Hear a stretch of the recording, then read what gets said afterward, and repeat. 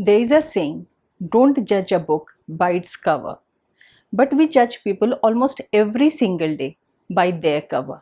Cover का मतलब लोगों के कास्ट के हिसाब से, लोगों के रिलीजन के हिसाब से, लोगों के पास कितना पैसा है उस हिसाब से, या किसी का बिहेवियर कैसा है, किसी का काम कैसा है, इन सब चीज़ों से हम लोगों को जज करने लगते हैं। हम बिना किसी को जाने हुए भी कई बार अपना ओपिनियन बना लेते हैं, अपनी राय बना लेते हैं। वो कहा जाता है ना कि यदि दूसरों के बारे में बात करनी हो तो हम सब जज बन जाते हैं, लेकिन जहाँ अपने बारे में बात आती है हम सब वकील बन जाते हैं, अपने आप को डिफेंड करने लगते हैं। यदि हम अपने अंदर झांक कर देखें तो शायद हम में भी कितनी बुराइयां मिलेंगी, लेकिन हमारे पास वक्त कहाँ होता है कि हम अपने अंदर झांक के देखें। दूसरों को देखना, दूसरों के बारे में सोचना, दूसरों के बारे में बातें करना बहुत आसान होता है। कबीरदास का एक दोहा है, बुरा जो देखन मैं चला, बुरा न मिलिया कोई, जो मन देखा आपना, मुझसा बुरा ना कोई। यदि हम अपने अंदर झांक कर देखें, अपनी बुराइयों को समझें, अपनी बुराइयों को जानने की कोशिश करें, तो शायद हमारे आगे दूसरों की बुराई भी बहुत कम नजर आएगी, लेकिन हमारे पास उतना वक्त ही नहीं होता कि हम अपने बारे में जानें। आजकल के टेक्नोलॉजी के ज़माने में तो हमारे पास दोहा पढ़ने का भी वक्त कहाँ है। हम व्हाट्सएप के फॉरवर्ड ज़रूर पढ़ लेते हैं।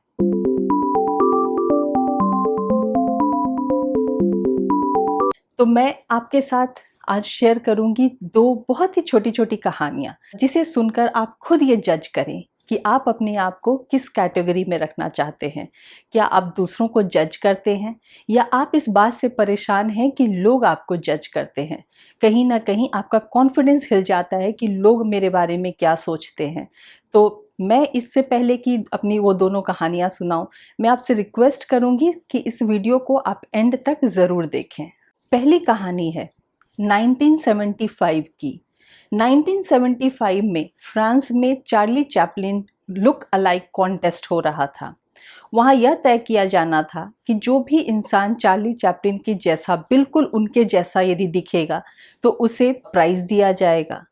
तब चार्ली चैपलिन ने सोचा कि मैं भी इस कंपटीशन में पार्टिसिपेट करता हूँ, मुझसे ज़्यादा ओरिजिनल और कौन दिख सकता है। और उन्होंने इस कंपटीशन में पार्टिसिपेट किया और वो थर्ड पोजीशन पे आए। मतलब कि चार्ली चैपलिन को लोगों ने वो चार्ली चैपलिन हैं कि नहीं इस बात के लिए जज किया, और वो जजमेंट भी गलत था, उन्हें थर्ड पोजीशन पे रखा। मतलब कि लोगों का मानना था कि वो चार्ली चैपलिन जैसे नहीं हैं। तो आप इससे ये समझ सकते हैं कि लोग हमारे बारे में यदि नहीं जानते हैं तो वो कुछ भी अपनी राय बना सकते हैं। आप चाहे कितने भी ओरिजिनल हो, आप चाहे जो भी अच्छा काम कर रहे हो, लेकिन यदि लोगों को अपनी कोई राय बनानी है तो वो बनाएंगे। उनको इस बात से कोई फर्क नहीं पड़ेगा कि आप क्या कर रहे हैं। उनको बस आपके बारे में गॉसिप करना है, वो करेंगे। उनको यदि गलत राय बनानी है वो बनाएंगे, और यदि सही राय बनानी है तो वो भी बनाएंगे।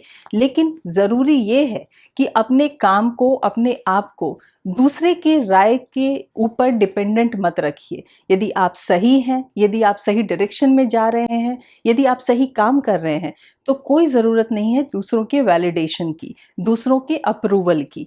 यदि आप सही हैं तो बस सही हैं, लोग चाहे जो भी कहें।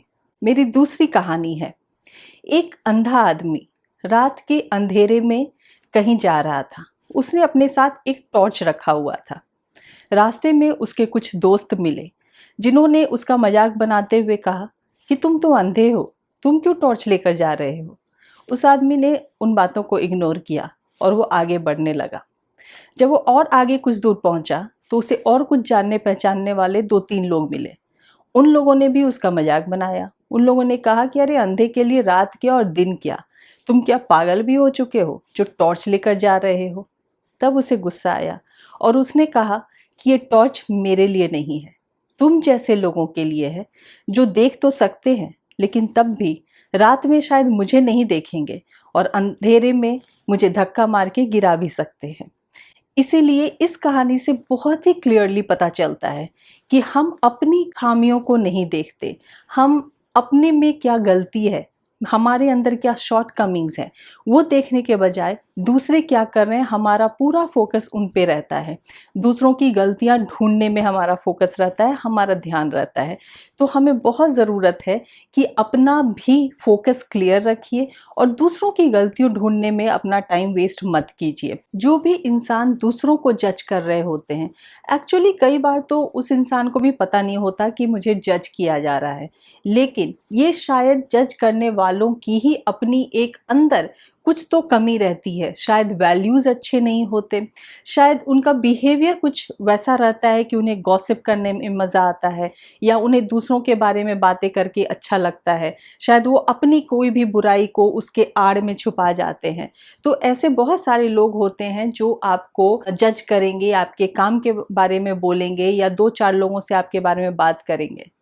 तो दूसरों का प्यार पाने के लिए, अपनी एक जगह बनाने के लिए, रिस्पेक्ट पाने के लिए और अपने रिश्तों में सुधार लाने के लिए कुछ बातों को हमेशा ध्यान रखें।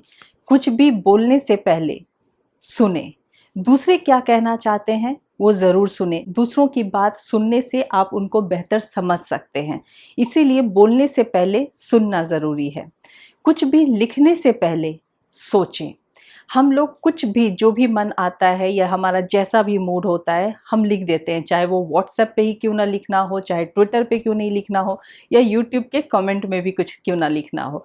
बिना सोचे समझे कई बार हम लिख देते हैं, लेकिन आपके लिखने से कहीं किसी को कोई हर्ट तो नहीं हो रहा, आपके लिखने से कहीं किसी को कोई इस तरह का दुख तो नहीं हो रहा जो बहुत सेंसिटिव हो। इसीलिए हमेशा कुछ भी लिखने से पहले एक बार ज़रूर सोचें कि आप क्या लिख रहे हैं और किसी के बारे में भी सोचने से पहले उसे समझें। अपनी कोई भी राय मत बना लें उस इंसान को बिना जाने बगैर या फिर उस इंसान के बारे में, उसके सिचुएशन के बारे में, वो किस परिस्थितियों से गुजर रहा है, उसने वैसा क्यों किया, पूरे इन्फॉर्मेशन के बगैर आप किसी भी तरह की अपनी राय नहीं बना लें, उसके बारे में कुछ भी मत सोचें। ये 3 बातों का हमेशा ध्यान रखें और मुझे उम्मीद है कि मेरी ये कोशिश कुछ समझने की, कुछ समझाने की, उलझे रिश्तों को थोड़ा संवारने की ये कोशिश शायद आपको अच्छी लगी हो। यदि ये कोशिश अच्छी लगी हो तो आप इसे व्हाट्सएप पे और फेसबुक पे अपने फ्रेंड्स और फैमिली के साथ ज़रूर शेयर करें और हंसते रहिए, हंसाते रहिए, दूसरों को जज मत कीजिए और यदि आपको भी कोई जज करता है तो उसकी परवाह मत कीजिए। Thank you for watching.